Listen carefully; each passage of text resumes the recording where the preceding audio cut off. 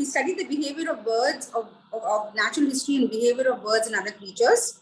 Today, his role as the Educational Public Engagement Program of the Nature Conservation Foundation, I think he has a really enviable task of spreading the joy of birds and nature far and wide. So welcome, Suhail, to this panel. Thank you. Our fourth panelist is Panchami Manu Ukil. Panchami is a bird watcher and what she says is self-taught bird photographer. Though looking at her photographs, you cannot imagine that she is completely self-taught. And above all, she's an educator. Panchami's also been bird watching since she was very young. And she started the Bhubaneswar bird walks in 2013, I think introducing community bird watching to Odisha. And she's also passionate about introducing bird watching to children and has integrated nature and bird walks into the curriculum of the school she runs, which is the D.N. Wisdom Tree World's Global School in Bhubaneswar. So welcome, Panchami. Very happy. Thank you, Anita.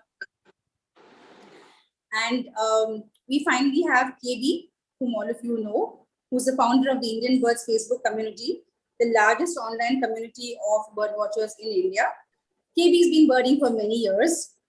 Really an old hand, both, and as I often say, is old-handed birding at both on land and at sea because he was with the Indian Navy before. And I think more importantly, he and many of the people on the community have really nurtured and sort of catalyzed the hatching of many new bird watchers, and by sharing their knowledge and skills so freely. And I think that's really among the most incredible things about that group. KB is also moderating this session, so I'm very happy to hand this over to him to get the ball going and to discuss how we bird, to discuss what we love doing. Thank you, everyone. Many thanks, Anita. I think that's a wonderful introduction about me and the other panelists. So many thanks once again. I think we're all united here this evening, and I see there's an incredible number of people over here this evening, on a Saturday evening, who are leaving all the other, kind of a mainstream social pleasures of enjoyment and join other bird watchers and kind of spending about an hour or so with us.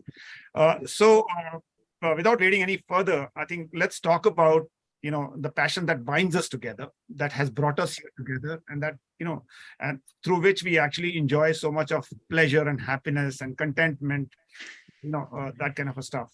So I would really, we're going to speak about birding. How everyone experiences birding. Everyone, it's like everyone gets into birding in a different way. We have seen Ashish's book, and he has brought out certain facets. I think just to set the tone of this evening, I would really request Ashish to kindly talk about, this kind of birding. The way he started birding, the way he nurtured his birding through many stalwarts with whom he had the pleasure of interacting, and how he continues to kind of bird, and also how he sees birding progressing, with now it's becoming such a mainstream activity with thousands and thousands of people joined together into this passion. So Ashish, let's hear from you first. Thank you, KV. Hello, everyone. And thank you for coming here for this program. So this is the book that has been published recently. It's called The Living Air, and it comprises essays basically that I have written over about 4 decades. It talks, of course, about birds and birding, and about the people who influenced me in some ways, and what I call a section, my kind of birding. So I did start birding like everybody else, making checklists and going to places and trying to chalk up as many species as I could. But slowly along the way, I realized that learning about each bird is as important, perhaps, or from a personal point of view, more important, because then I understood the bird better. And gradually I developed, not I developed, but I fell into a type of birding which nowadays is called slow birding, where one need not travel much, where one can go to the patch near one's house and bird there every day. And I like to say, as someone said, that as you don't step into the same river twice, I don't see the same robin every day. It's a different robin. It may be the same bird, but every day is doing something which it's new to me. And learning is a process. One has to anthropomorphize learning because that's the only way we can do it. We don't know we don't know the language of animals and birds. They are all they live in a different sphere. But yeah, that's what I have been doing, and I enjoy my morning walks and birding along the while I'm walking. And when KB says the way birding has changed over 40 years, it has changed a lot. And I think that is what this discussion is about, and everybody will talk about it, and we hope to get questions from people. But so the book is about the joy I feel while birding. It's more about that, and it's about there are chapters about the birds themselves. There are chapters about how I have birded and molded myself. There are chapters about 3 chapters actually about people who have influenced me, and people have asked me why I have included them. I feel that in narrating about these people, I am a bridge between one generation and the new generation of birders. The old generation, if I may call, had very different tools, and today people are all clued in with digital stuff. You don't even need a pen and pencil or a field guide. You have everything in your phone, and you're birding with binoculars or perhaps through a camera. So my thoughts about all these things are there in the book. And I think perhaps I give it back to KB, or Neha would like to talk about the book or something. Yeah, I'll just want to ask one question, Ashish, just on the audience, perhaps. I think you talk about, I've gone through the book, and you speak about slow birding, you speak about, immersive birding, you speak about 360 degrees birding. So do you think the birding was any different? I mean, everybody who gets into birding, I guess, gets into birding with the similar emotions. The gadgets, the accompaniments may have changed. But the thought process, of a person, mostly, I would say, not everyone, is pretty much similar. I mean, he's becoming enabled through technological advances and stuff like that. So don't you think that that's a natural progression as well? No, I understand, and I agree with you on with what you say, KB. But not many people go to the same place and watch the same birds every day. That is something that I wanted to emphasize. That that's also part of birding that you enjoy, that one can enjoy. And if one is restricted for some reason, for whatever reason, one needn't lose heart that you are not able to travel the high seas or climb mountains to see birds. One can just glance around yourself. And I mean, E.O. Wilson discovered 3 species of ants on the pavement outside his house. Yeah. Just because he had lost an eye and he couldn't do bird watching. He took on ants. So, nature is all around us, and one can get into anything one wants and enjoy it. So Neha, I think, you write so evocatively, and, I love reading your columns, even your book. Would you like to say something about Ashish's book, having read it very recently? I think you are asked to unmute. Please unmute yourself. Yeah. Thank you so much. And thank you, KB, for those kind words. I remember reading a blog post by Ashish several years ago, in which he wrote about how being a bird watcher is being invisible. So he wrote about how being a bird watcher is not about you, but it's about the bird. It's about how you blend into nature and you just watch very quietly like an invisible person. And for me, that was such a formational thought, because I came into bird watching much later. I was always somebody who enjoyed being outdoors, but by looking at birds and by learning how to be invisible, I kind of felt like my family was getting bigger. Because, when we are growing up, our families are cousins and our parents, right? And maybe our friends.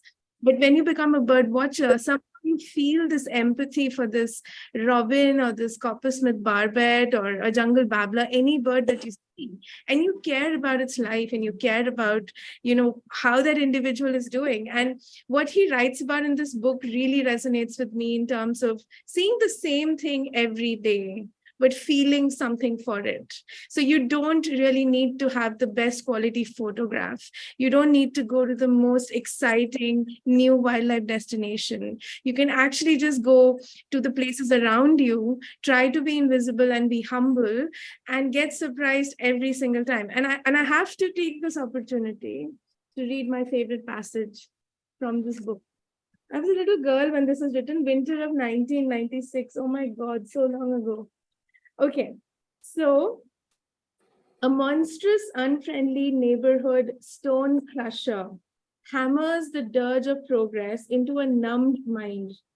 The entire landscape is dotted with workers busy hammering chisels into boulders. Even the small 2 by 2 inch ones are fair game. An occasional blast of dynamite is a shot in the arm.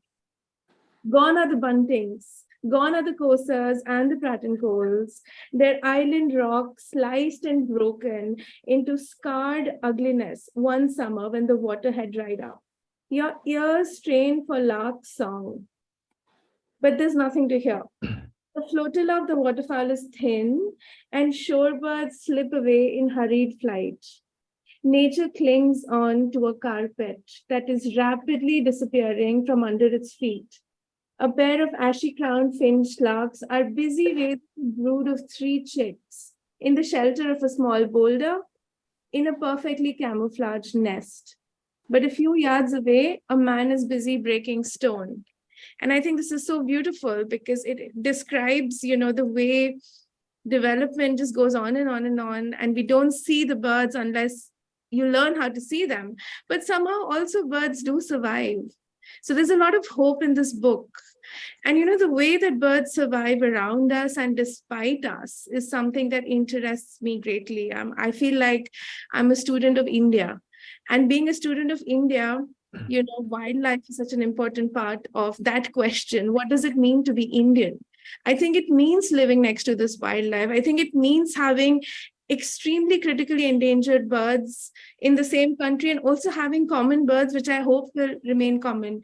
And so for me, the most precious takeaway from this book is really how to be invisible for the birds and also how to value the everyday. Thanks, Neha. I Wonderful. think you made very, very, very nice points. One is about birds as a medium to know your surroundings, to know your country so much better. I mean, through this personal connection that you kind of forge in a passion. I think that's something I resonate very well, with. The second thing is, I think you mentioned about the growing urban sprawl. And of course, Ashish describes it so beautifully. And I think it's a similar story. So what he says actually echoes across the country today. Habitats are being lost. And the birds that we saw earlier around us are no more around us. We have to travel so much more to go and have a look at them. But in spite of that, there is a hope. I live in a high rise on 26th, 27th floor. And even then, early in the morning, I can hear the screams of the peafowl calling. Or at dusk, sometimes I can hear the Indian thickney calling. So, one has to find small little joys like these. And that's what, kind of sustains us as well. But Neha, I want to take one more question on you. Basically, since you're also into public outreach, into media outreach, you write about these things. So how do you think this growing, community of birders, people who are interested in birds, people who are interested in conservation, wildlife, their habitats perhaps, are actually supporting some of the agenda that you want to drive to the policymakers to ensure that there is a positive change, happening or would happen. So I just want to hear, is this community possibly contributing to you or supporting you? I think it's a great contribution, and Suhail is on this call, and we're all working on the State of India's Birds Report, which has citizen science inputs. So, people who are interested in birds, who make bird lists, put down their data.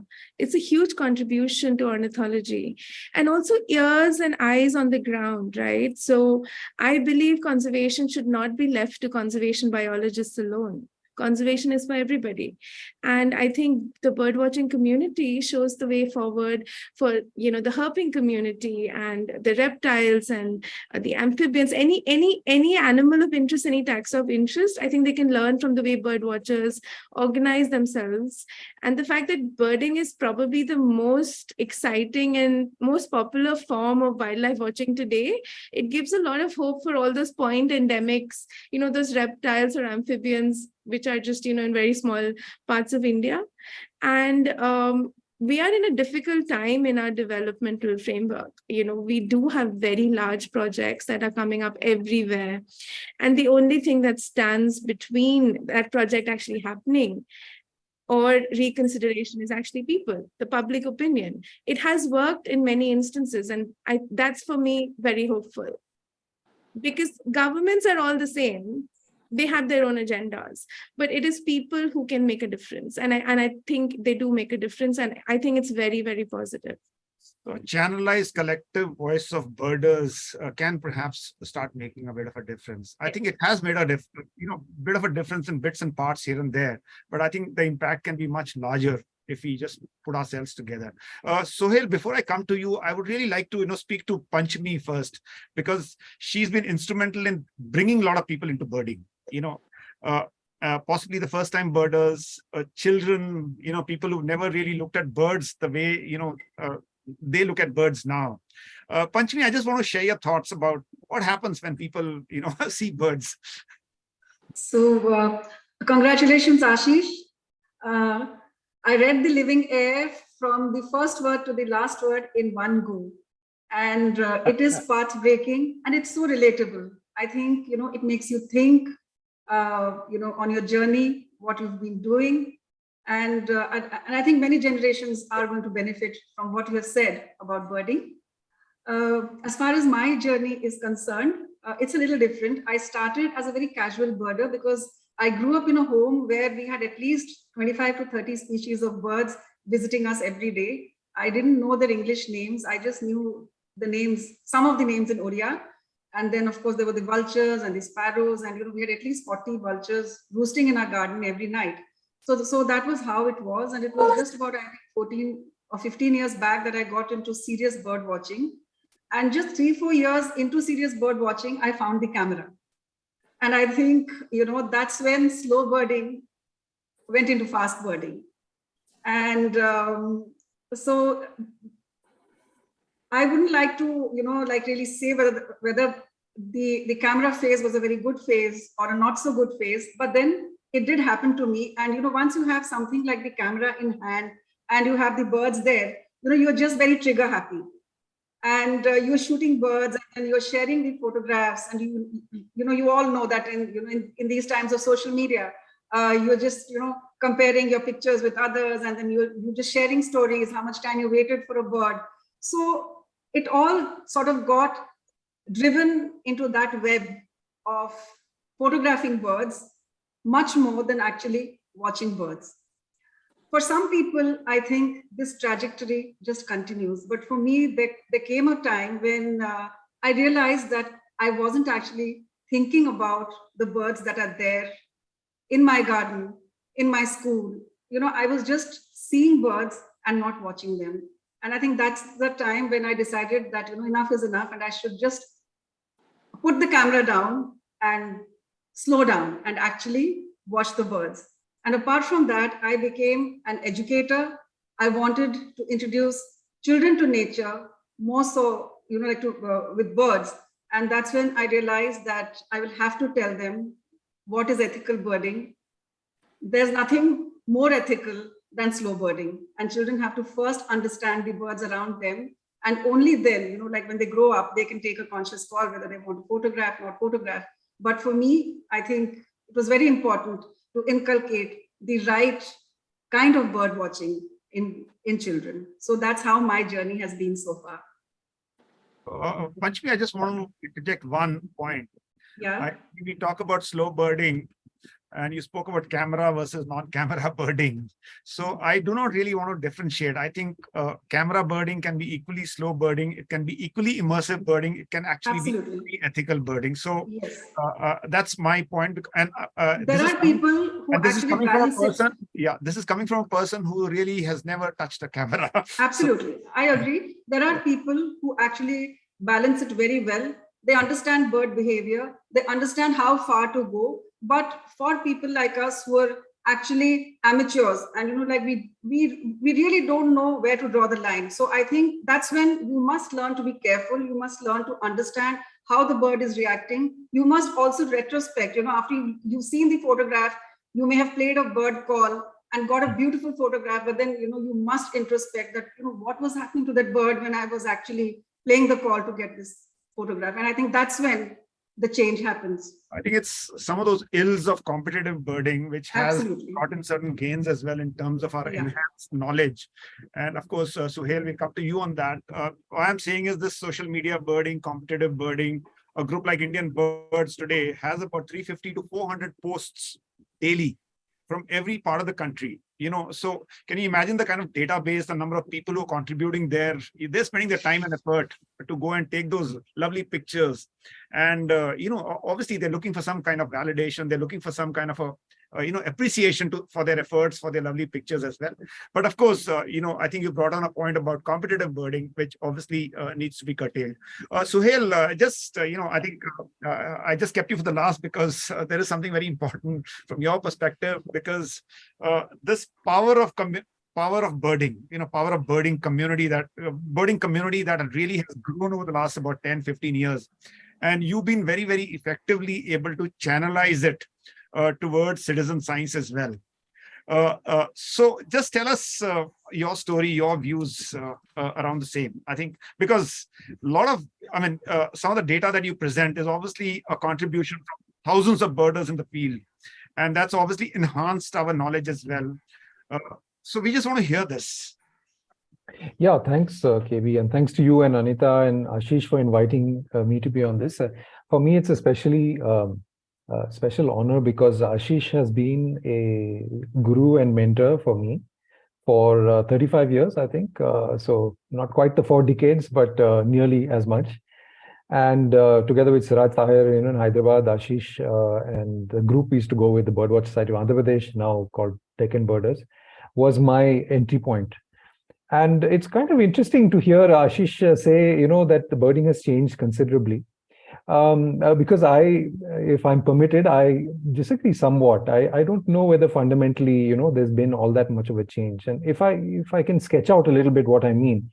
So back in the day, and I've got my notebooks and my lists from the mid 80s or late 80s, and we would make lists of birds like we do today. We would write notes like we do today.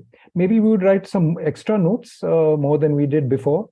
That was the time also when the Asian waterbird census started in 1987. And I remember that our entire group was so energized that there was now finally a productive goal towards which we could work collectively. We were actually counting waterbirds. We were going out there, surveying multiple wetlands, sending the data to BNHS and then on to it wasn't Wetlands International then, I forget, Asian Wetland Bureau, I think. And so I think, there's always been this mix of going out, the thrill of finding new species, dealing with difficult identifications. By the way, this was the time of the pictorial guide to the birds of the Indian subcontinent, the single, I'll stop there. I was going to say something uncomplimentary, but it was a hindrance, shall I say, in the identification of a large number of species. So there was that aspect. But also, of course, the aspect that Ashish writes so eloquently about. And Ashish, among us, was the biggest writer, I think, and remains today. And you can see that in the eloquence of his book. So those things, I think, existed side by side. So the conservationist in me is particularly excited about, people going out, whether it's to the same patch or not, whether it's going to exotic places or the same patch, but documenting everything very carefully and publishing that documentation in a public place, because that's the only way in which it can be available to others. And that's exciting from a conservation point of view, because we can, it's possible then to aggregate that information and come to some assessment of how birds are doing. Like Neha mentioned, the State of India's Birds is one effort to do that, which is based largely on contributions of bird watchers. And then the other part is the more reflective kind of bird watching, which is where you look at species, you wonder about their natural history. And that, of course, has a very personal value that I hold. I think those have been there, at least for the 35 years that I've been birding. What has changed definitely is the technology and especially the photography. The photography has been a complete revolution. The digital revolution has changed photography entirely. It used to be very difficult to take photos, very expensive. Now not anymore. And there again, I think that photography has been a very important entry point into these other two kinds of birdwatching, if we were to think of three kinds of birdwatching. A lot of people have gone, like Panchami just said, from photography into, like she called it, into slow birding, into education and so on. Photography has also contributed tremendously into our understanding much better about things like color variation, subspecies differentiation, species limits. The high quality of photographs that we have nowadays, I think, have also contributed tremendously. So I think there is some sort of tension between these three kinds, but there is also a great symbiosis between them, and that's what I like to focus on, and that's what I like to celebrate. And I think any and all engagement with birds should be celebrated, encouraged, and that's what we're here to do today. Thanks, Sohail. I just want to take a couple of, put a couple of questions to you. How's the data coming? Obviously there's a huge growth in the number of bird watchers, and you have really channelized that, by providing a platform. You mentioned about taking notes, but I think today notes means contributing data to the eBird. So isn't that such a positive thing? I mean, even if you leave aside any of the ills for the moment, but look at the positive side of it, that you have an army of tens of thousands of people in the field contributing data on eBird, which is helping the cause of the science as well. Yeah, I didn't mention any ills, by the way. Okay, so that's your word. No, I think it's extremely positive. This is something that I personally had been thinking of. Obviously, people have been thinking for a long time, is how, would there be a way to aggregate the cumulative experience and information available in all these thousands of people going out birding, and the internet obviously provides one very convenient way to do that. And so eBird, which is run from Cornell University, provides that. And so when eBird became global in its scope, we thought, can we work with them? Can we use this as a tool to implement this vision that was there, but very difficult to imagine before such a tool existed? And so I think the eBird as a tool is fantastic, both for aggregating information on lists, like what have you seen, where and when, and so on. But also increasingly now with photos and audio, there are, I think now 2 or 2.5 million photos of Indian birds that Indian bird watchers and photographers have made available, which are now searchable by species and date and location and things like that, and have enabled new information to come out. For example, what are these strange geographic differences in black-throated weaver populations, and that's possible because there are thousands of photos now. We can look at it. We can look at different morphs and see how they're distributed. People have looked at audio that the birders have uploaded, and looked at geographical differences in dialect or song and things like that. Things that are unimaginable earlier. And of course, eBird is not the only platform. For example, Xenocanto is a platform for audio recordings of all wildlife. And then, but to my mind, for conservation specifically, the lists themselves, even though they are dry, they don't have the rich naturalistic information that Ashish writes about. Just the dry species lists are so informative, and people have gone, Ashish himself and I and lots of others have gone back, 30, 40, 50. Tony Gaston has gone back to the 1960s when he first visited India and uploaded all his lists. And so we're able to travel back in time and look how India and India's birds were then and how they are now. We're only able to do that because of such technology that's available, and people be having the generosity of time and spirit that they've gone back and gone to their notebooks and uploaded all that information so that all the rest of us can benefit from it. I think that's been tremendously positive. And I think that is maybe not the primary motivation for people to go birding, and it should not be the primary motivation. But I certainly get a lot of pleasure knowing that my daily lists outside my house contribute in some small way to the larger assessment of how birds in the country are doing. And I'm sure that's true for many bird watchers as well. The other question that comes is, I think this growing tribe of bird watchers is now increasingly contributing to the local economies as well. I recently made 2 tours, one into Arunachal and another one recently to Sikkim.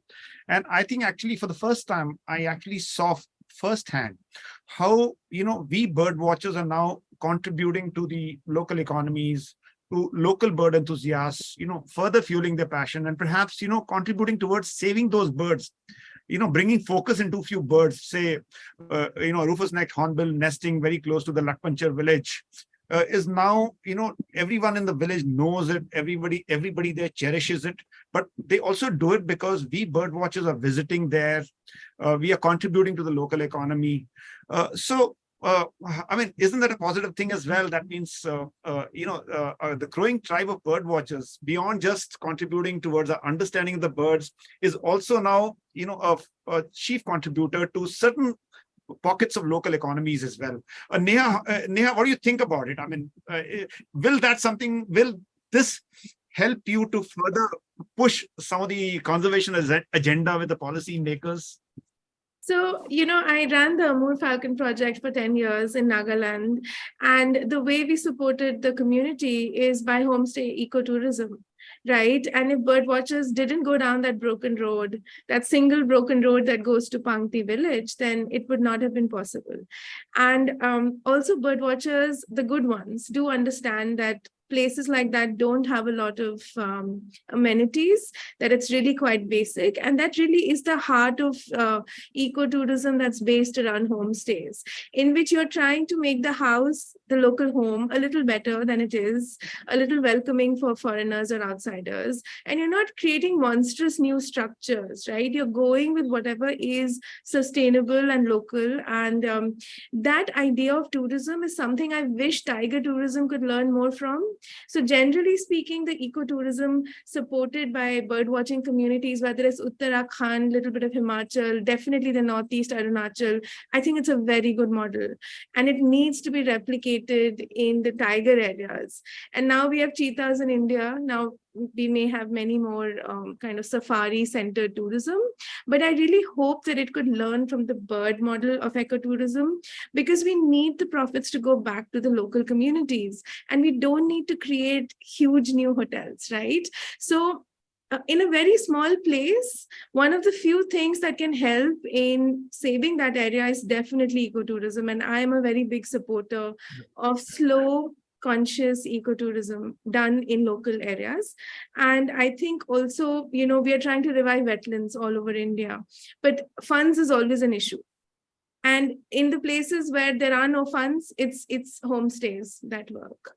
So my dream is to have like 1 million homestays all over India. Yeah. So Panchami, you have a similar experience with Mangla Jodi as well. So, those are very positive stories. Yeah, I think you need to unmute you. 1 second. Okay. Please unmute yourself. Yeah, okay. Yeah. Yes, KB. So Mangla Jodi is another successful ecotourism story, though still in very nascent stage, but yet there is a change, and that's only because the local community has been empowered. And they have been trained, we skilled them, to be bird guides and to open up their homes for homestays. And like Neha said, it's those bird watchers who don't look for anything beyond the basic. For them, it's completely, very acceptable. And the local community earns from this. And that is how they also, start feeling very responsible for the habitat and for the birds. So I think it's a lovely way of introducing sustainable bird watching in these places. And Mangla Jodi is definitely has been a success story in this regard. So I think the important thing over here is those 3,000, 4,000, 5,000 rupees that I spend on a day actually are going to a family there, the local youth who's becoming a guide, and Yeah. possibly a local transport vendor who's providing us some transport services. Yes. There are not too many intermediaries over there. I think that's the best part about it, Neha, that you just spoke about.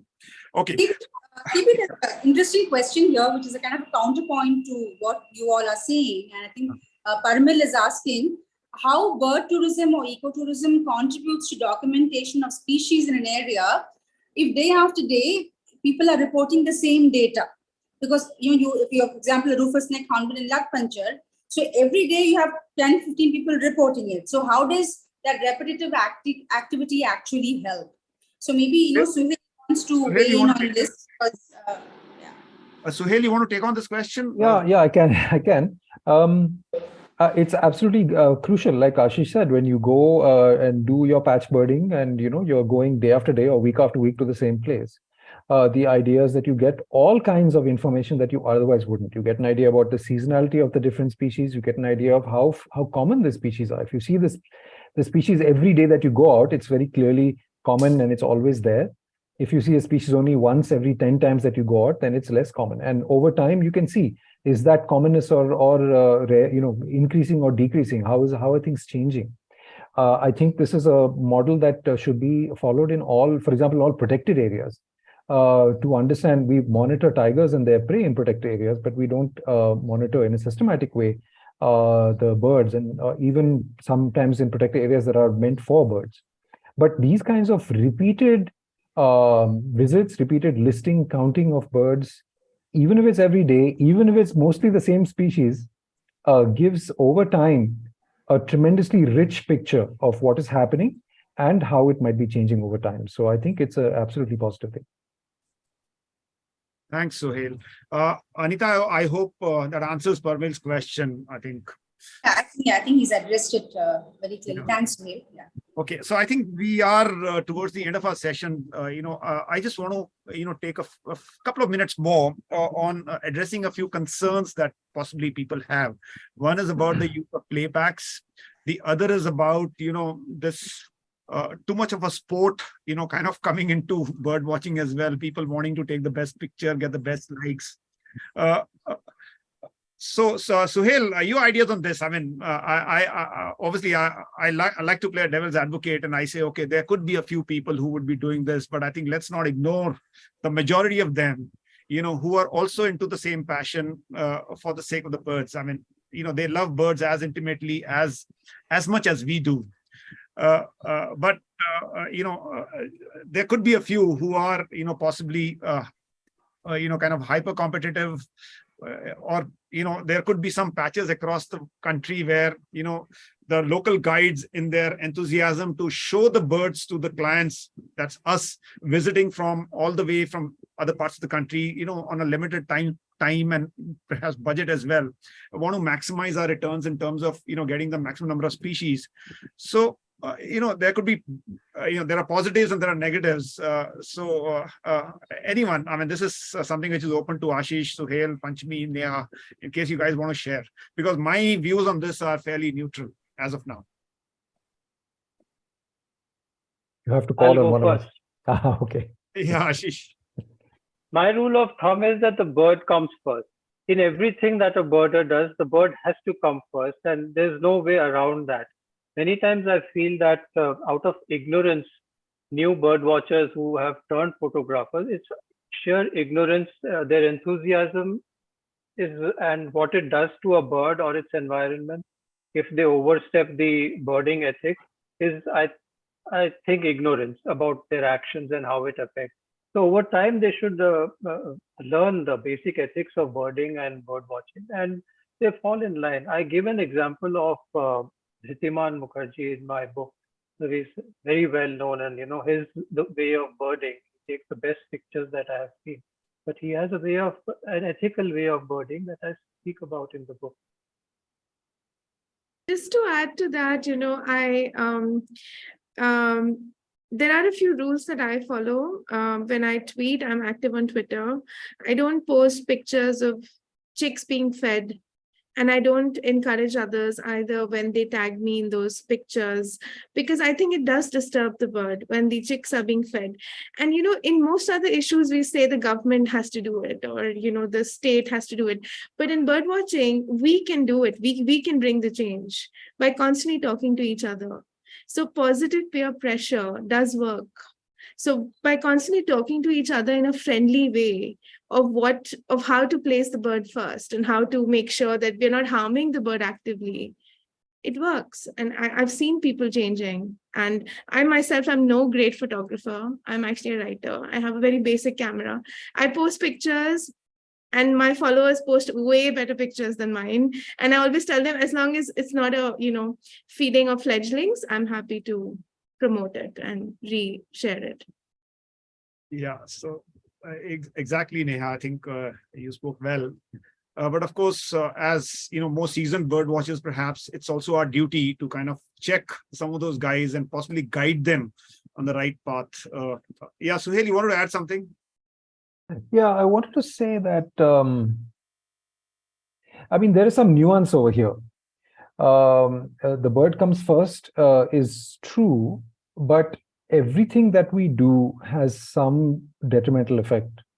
And there's been research on this, on ecotourism and so on. And of course, there's a sliding scale of the effect. So maybe the least effect is if you sit in a machan 200 meters away with a scope and you're watching something and you're very quiet, and you after some time they get used to you. And perhaps the most egregious might be, you chop all the branches surrounding a nest so that you can take a photo.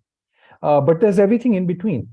And you talk about nest photography. If I go to Bharatpur or Ranganthittu and I photograph painted storks feeding their chicks on the nest, I'm imagining, I don't know for sure, much less harmful and damaging than if I am to photograph a species that is cryptic, that relies on hiding its nest to escape from predation. So I think that the key thing is not to be absolutist in our prescriptions, but one thing we can be absolute about is that all bird watchers should at least think about these things, should be aware, should think about the ethical implications, think about what they're doing and what the possible implications and damage might be for the bird. And of course, we should be doing this thoughtfully, not unconsciously or uncaringly. That is the key thing. And I think if all of us are thoughtful about it, then we will come to some balance and some happy place in between, where on the one hand say, no, we shouldn't have any negative effect, but that's not possible. Versus we should, and the other is I don't care at all, and I'll just go into whatever I want for my list or my photo or whatever else. There needs to be some balance. So There's Suhail, a relevant question. Yeah, one second. On the sliding scale, at least on Indian birds, we created a binaries for some critical species, which is basically the lesser floricon and the Indian bustard, saying that any pictures taken between June and October will not be permitted. So which means that there is possibly a less pressure on the lesser floricon when it comes to breed at Sokolia, and possibly people will be less inclined to go and disturb the birds in the Desert National Park when the Indian bustard is breeding there. So so sometimes you have to take this kind of a drastic step, but otherwise telling people, educating them, guiding them as possibly more seasoned birders is something that we will have to take on the onus. But it's not easy, because many times you actually get into kind of a confrontationist kind of a situations as well, and I've had that experience. I don't know. I don't know how to solve this problem. Anita, over to you, please. Yeah, no, I think it was an interesting question that has been posted, and it's the same context of using bird calls to attract birds with a perfect picture. I think what Aditya Ramurthy is asking is that whether we have scientific evidence on how detrimental using playback is on birds. I mean, do we know for sure that this actually causes birds to disrupt breeding, abandon nests, or to give up territories? I mean, is there any material? Is there science behind it when we say that it's detrimental to birds? Yeah. So I'm not an expert in this, but the literature that I have read is ambiguous about this.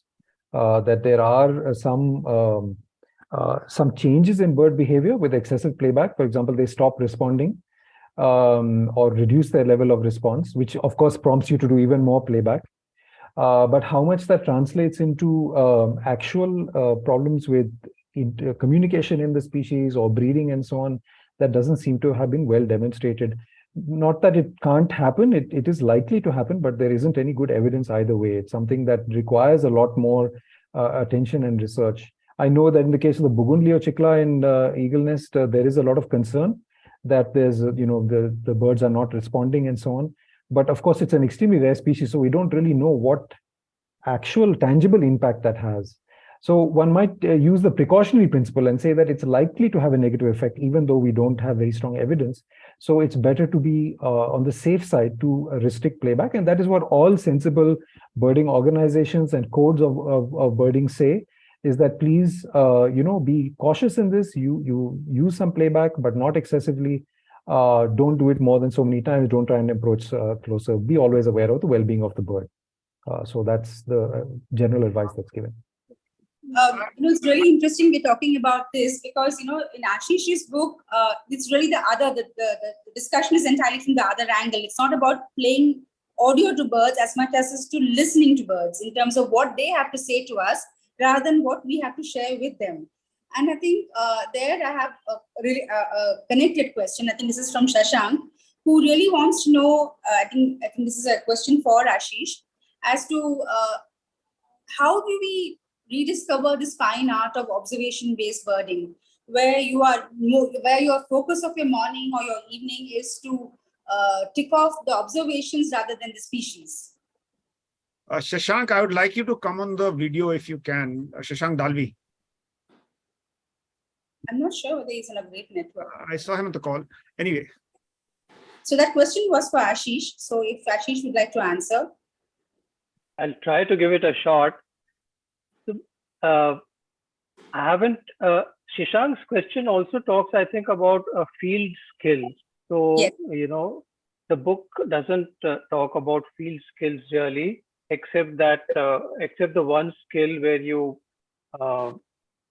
think about your actions, as Suhail said, and whether, your birding is in your own conscience harming a bird, or you're happy with what you're doing and you don't think the bird is unduly stressed. That is what I want people to think about. But I do talk about how to enjoy the birds of your neighborhood or close to you if you're unable to travel.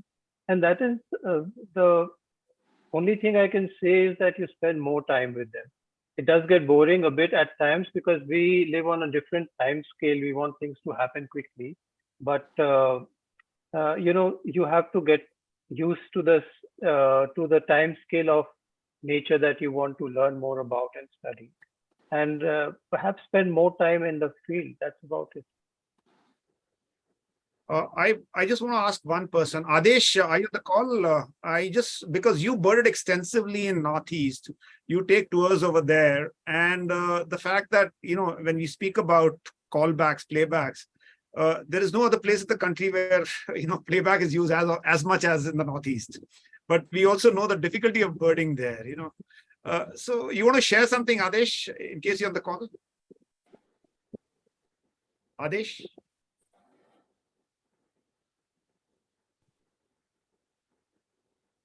I think he's not. I don't think he's on the call, KB. Okay. I just saw him on the call, so I thought I'll reach out to him, but it's fine. Any other question, Anita, please? So I want to ask something. Call playback. Are we trying to find out whether it's how hurried we are? We have to think about how hurried we are in what we are in our bird watching or in our, trying to see more birds. There was a time when, because Northeast, you're saying, is a challenging place to watch birds in. Yes, we have people who have birded in the Northeast with guns. So basically, collection was a theme at one time. And photography is another tool to use now. But that's what birding is all about, that you need patience to be there, maybe even for 3-4 days or 5 days, to get to know the birds rather than, try to jostle them and shake them up to come so that you can see them. Adesh, you're on the, I've unmuted you in case you want to add something. Yeah, KB. Hi, everyone. I'm Adesh. Unfortunately, my video is not playing, but that's okay. I think I'll just speak. Thank you for these sessions. Actually, these sessions really help to understand the birding and to get a perspective of what is happening in India, in the Indian context and all that. I just came from Bhutan. Actually, I was these 2 months, March and April is when we generally do the northeast trips and all that. But I would actually rather would like to focus on the main topic, that is my kind of birding sort of thing. So, and also this is in accordance to the question that was raised by Shashank about the field skills and all.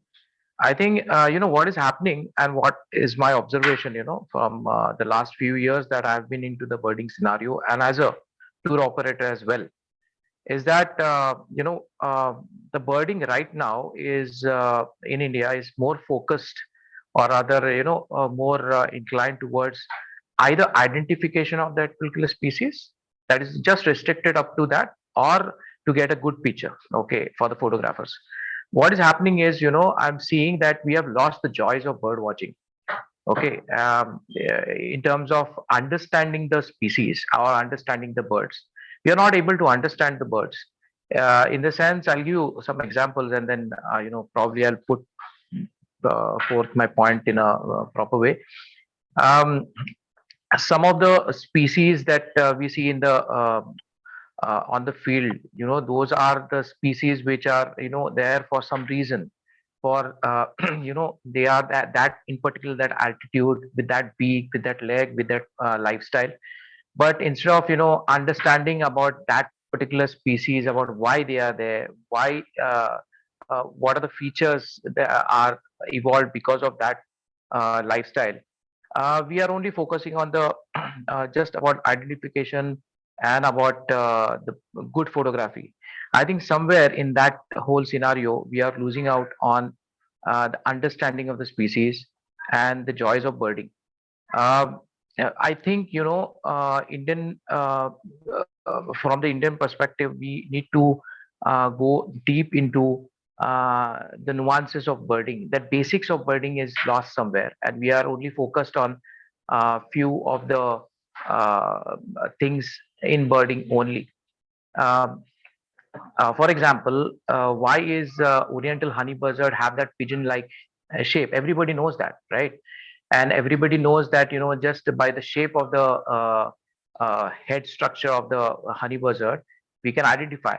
But people don't understand why that head of the shape is like that, why honey buzzard has acquired that particular structure, and why it is the only raptor which has a slit nostril so that the bees cannot enter, why it has that small not a very powerful beak so that it can just remove the grubs from the honey comb, and so on. So once you understand that, we know, okay, this is why honey buzzard have that particular shape. Now these basic things are somewhere lacking, and I think with shortcuts like some of the technological innovations that are happening, like Merlin ID apps and all that, people are looking out for shortcuts. Oh, what is identification? Just put the photograph on the net and you will get an ID. People are not going into that nuances of identification.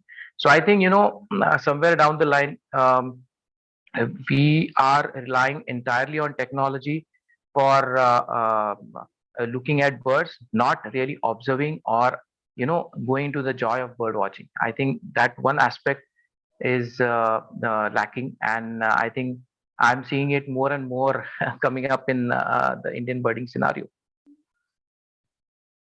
Thanks, Adesh. I think you're one who's actually observing both sides of the coin, and I've had the pleasure of knowing you for more than 25 years. I think almost 25 years, and birded together. Birded in those days when we watched and spoke about the most common birds in Bombay. And of course, now you leading tours, obviously with very, very impatient clients who really want to get the best picture in the least amount of time. So, I have high regards for you, and possibly pity you as well. Correct. I mean, there are, but in a way that senior birders like us, have to nurture this new generation of birders. New generation. This is not young, but those who have come into birding just now, and we have to nurture them into the right path of birding. I think that is a responsibility of all the senior birders all across, whether we are a tour operator or we are leading the trails. I think that aspect should come into birding, and that has to be, one of the important aspects. Ramit, I've asked you to unmute and share your thoughts. I see you on the call as well, in case you can, please. Ramit? I think Shashank is back. Okay, I see Ramit. Shashank Dalvi, are you there? Hi, I'm here. Yeah, so you put a question which was about improving field skills, and I think there's no better person in India than you, to speak about that, because I've never seen a person who's as good as field skills as you are. So why don't you take the question yourself, your own question yourself? No, that's unfair. No, my question was mainly to for a panel discussion to go towards for anyone who's birding for let's say the first time, how to go into the field, let's say, or let's say for experts also, like for example, if one wants to go and look for difficult birds, and let's say if I can say from my example, but again, like, or what I do, but at the same time, I would like to know everyone else on panels, whoever is on panel, to discuss what they think. Like for example, if I want to go and look for, let's say, a difficult bird, like let's say a beautiful nuthatch, for example. Someone wants to see a beautiful nuthatch in the month of wintering months, then one should know that one has to look for sultan tit rather than beautiful nuthatch, because it's always in the mixed flocks which are led by sultan tits. But what happens when the bird is in a breeding season, like for example in April and May, when beautiful nuthatches are not so easy to see? So I usually try and ask and look at the birds, which canopy they are in. Are they a morning bird or evening bird, or let's say it's a flock bird or not? If it's in the flock, then it's usually associates with which flock, which birds. So there are different things I look for in while birding, but I wanted panel to discuss about their thoughts on it. So I think some of these are nuances which I think Ashish has spoke about, which is get to know your bird better. The whole thing is, it's not just a tick that a lot of us are doing now in the bird watching community. It's actually getting to know each and every bird better. So I think when we know the birds better, some of the questions or some of the ideas that you expressed, Shashank, obviously, become known. But Ashish, you want to say something on that, what Shashank says? Yeah, what I would like to say is, if we were to rewrite the handbook today, let's say this community takes it on itself to rewrite the handbook, eBird will help us definitely in rewriting the distribution very well for the country. But what about the behavior? What about the habitat? How much do we know about that? How many of us are recording that? How many of us the photographers are taking photographs of the habitats where they are taking pictures of birds? These are things which are important, I think. And unless you start watching the bird for itself and try to learn more about the bird, we will not be able to fill in those gaps. Yeah. Shashank, I also want to address one question which I think has not been adequately addressed, which is on use of playbacks. Specifically because there's nobody better than you who has birded more in Northeast. So what are your thoughts on that? Because it's so blatant, it's so rampant over there. So what do you think about it? I think there is also a need of let's say a use of playback in a right way. Like for example, the playback is not something which someone has to do it non-stop or continuously. So let's say a photographer wants to photograph, for example, a Sikkim wedge-billed babbler, and it's a shy bird which doesn't really pop up all the time. But if someone keeps playing the tape for 10 minutes straight, the bird is going to keep flying back and forth rather than giving you a opportunity to take a picture. But at the same time, if you just play enough to get bird curious, so it can pop up and look around for the source of the sound, it makes playback less intrusive for that matter. So it's about like it's not about just playing the tape non-stop, but it's like playing the tape with kind of with the knowledge, for example, that makes help, like makes sense. Or rather than for the same species, let's say there is a not to play a tape rather than in a dense canopy, but slightly on a perch which is there right next to a dense canopy.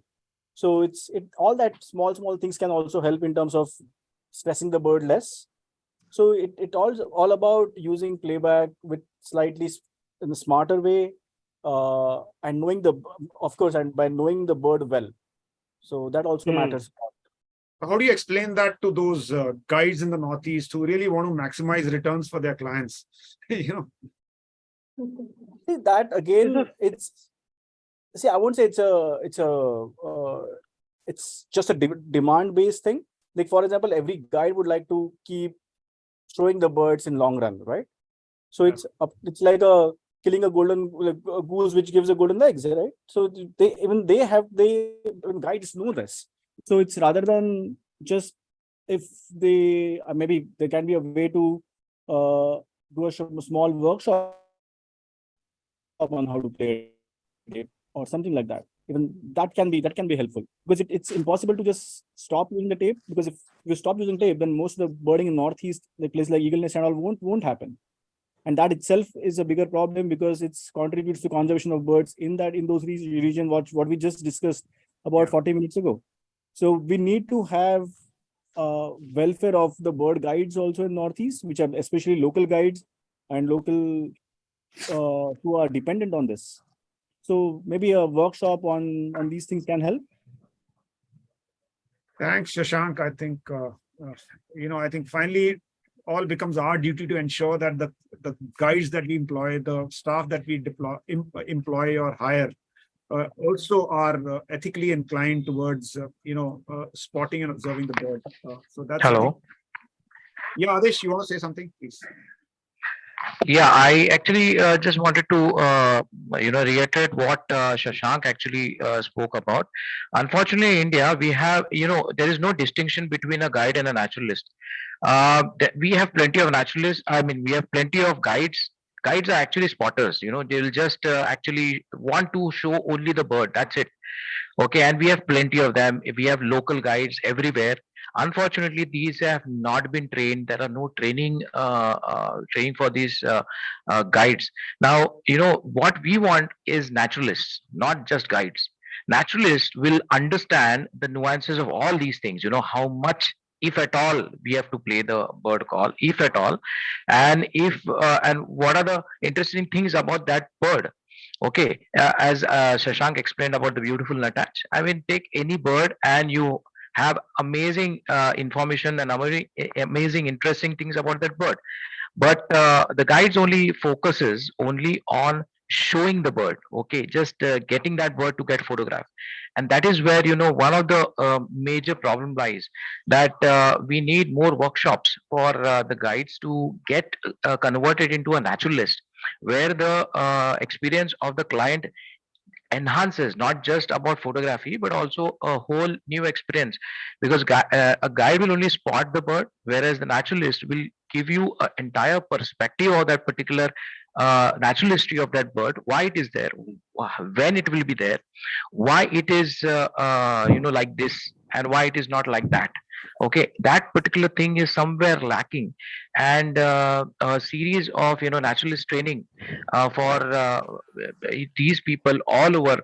And see, this is the difference between the sudden increase in Indian birding tourism scenario in India as compared to say, for example, in Europe or in US, where all these guides are trained, okay, to become a naturalist, and they will know the do's and don'ts, and then they will understand what is good for the bird, what is good for the bird tourism in a long run. And when they'll start understanding this aspect, only then there will be a healthy bird tourism, rather than all these things which we are discussing about the bird playback calls and all that. Otherwise, you if you see, even looking at a nightjar when it is sitting in the day roost is invasive actually. Looking at the frog mouth during the daytime is absolutely invasive. I mean, we are not talking about that. We are only talking about the playbacks. In fact, everything comes in between, as Suhail also mentioned. There are a lot of things that comes in between, and that all these lot of things have to be understood from a larger context, rather than only pointing out on one particular thing, which is a sort of becomes a controversial, and and that has to be looked from that particular context. That's it Thanks, from us. Adish. Thanks, Adish. Ashish, I just want to add one thing. I think, as someone who also kind of, organizes community bird walks on a weekly basis, wherever, either in Delhi or in Bombay earlier. But the change that I've seen is the fact that today, if you go to any birding site, there would be one, bird watcher of the kind which Ashish describes, and there are 9 others who are possibly only holding cameras, and these 9 others are also visiting those sites where blatant playback is happening, rampant playback is happening. So obviously, it's not that only the guides are responsible; they only trying to meet the expectations of their clients, and the clients are people like us. So, so possibly there's a lot of work to be done over here as well. Ashish, please. I'd like to talk about one or two things. In the book, I talk during when we saw the Jordan's courser, I mentioned how Aitana held back Richard Grimmett from sketching it. He said, no, it's too endangered. We must move away, because if we stay, if we point the light at it for longer, it's not good. So we moved away. So that's speaking about how, even if I may call, uneducated people are still aware about the rareness of a bird. So guides could be very easily trained. The other thing, I want to give an unusual analogy. I've heard of extremely ethical hunters in the old time who just took a double barrel into the forest to hunt a tiger. And if 2 bullets couldn't kill a tiger, then the tiger had the right to kill them. So taking that to the bird photographer, if you play the call twice and the bird doesn't show up, the bird has the right to stay hidden. Stay You silent. don't, yeah, that is why. Oh, wonderful. So thank you so much. I think we are running, short of time, and we already overshot the time. But There's one more question, KB. Yeah, I think it's an interesting question which takes us away from this. I think it could be the last question to wrap it up on a more positive and a more forward-looking note, maybe. I think Swarna has a question on how do we change this in children who are so attuned to digital gaming and in front of screens all day. And how do you get them to actually, will senior birders be willing to mentor them? Maybe change can happen with the younger generation of birders, and maybe Panchami wants to take that because I know she works so much with children.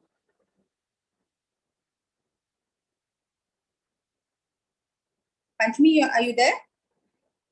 okay, I think before Panchami comes, I just want to add one thing, because one of the things that we do is take people out on bird walks. I think one is people like us, who share a similar philosophy in terms of birding, should take more people on walks and show them birding, the way we think is appropriate. Because if we don't do it, then there are hordes of people with camera who are only shooting a bird and possibly not even bothered about it. So, it's a question of who will inspire them more, whether we do it or they will do it. So I think that's something that is a responsibility for us, that each one of us who goes birding takes our friends or other people birding with us and show them that this is the way to enjoy the birds. Ashish, sorry, you're muted again, I think. One sec. Just unmute yourself. Yeah. I do agree with that, KB. It's I would say that if you take small children into the field, that is the best introduction to for them to birding, and perhaps weaning them off digital media if we want to do that. And it's also a anchor for grown-up bird watchers. take them into the field more and more, and the more they experience and see the birds, especially through lenses, through glasses, binoculars, it's a whole new world. It's a whole. Thank you so much. And Swarna, I think the good thing is, Ashish, your book has brought back the focus on the way the bird should be enjoyed. And I think that's all this session was all about. Yeah, that focus is, I'm happy that we are discussing this and we are bringing the focus back into the way the bird should be enjoyed. Anita, you want to say something, please? I think Panchami was going to say something, so I was just going to pass it to her. Yeah. Swarna, with my experience, I can tell you it's not that tough to draw children out of technology into the outdoors. We do it almost 4 days a week in school. And in fact, just yesterday, we had a mango picking session where we sat for 45 minutes and watched a pair of black-hooded orioles, and the children were making notes, they were trying to draw, and they were, they were just watching the behavior. I think it should happen more often. All of us must try to take children out as much as we can. And, that's the only way to build up a more responsible generation that's going to have empathy for nature. And it's not tough. Like I said, it's not tough at all. Children are very, very happy to be outdoors. If they are directed and, if they are taken out, they'll be happy to go out. Yeah, and I'd like to also add another point over here that, when Panchami mentioned about the drawing, I think we have in the audience today, Sangeeta. I think Sangeeta is the person who did the wonderful illustrations that appeared in Ashish's book. So, and I think her way of viewing the bird, I think it opened Ashish's and my eyes to the way, to newer nuances in the text, because the way she saw it, we saw it all over again. And I think I'd like to invite Sangeeta to say a few words on how it is to see birds, not from behind the lens of the camera or the binoculars, but from behind the pencil, and how that can change the way you see birds. Sangeeta? Let's see. I'm just going to unmute her 1 second. 1 second, let me try. Yeah. Yeah, I think Sangeeta, you unmuted now, I think. Yes, I'm here. Yeah, hello everybody. I didn't think I would be drawn into this discussion, but yes. So I think there are two ways to this. I think one is field sketching has a different experience altogether, and then doing it in your studio, it's a different experience altogether. Field sketching is almost like very meditative and a very, very slow burning process, definitely for sure. And I think all your focus goes on the bird, and in the beginning, like you need to really observe the bird so well to be able to translate that onto your book. And I think that process of observing is amazing, and you get to see so many details and so many behavior. You spend time with one bird when you're sketching it. So I think the experience is quite enriching, and to yourself to even understand the bird itself. And in your studio, it's a different experience wherein actually having been a birder and observing them outdoors like gives you a whole bunch of the way you perceive it while you're sketching it. You kind of know what postures to show it in, or what is the most common posture it comes on to. So that really helps with composing a drawing. And reading his Ashish Pate's writings, it was so descriptive to be able to sketch it.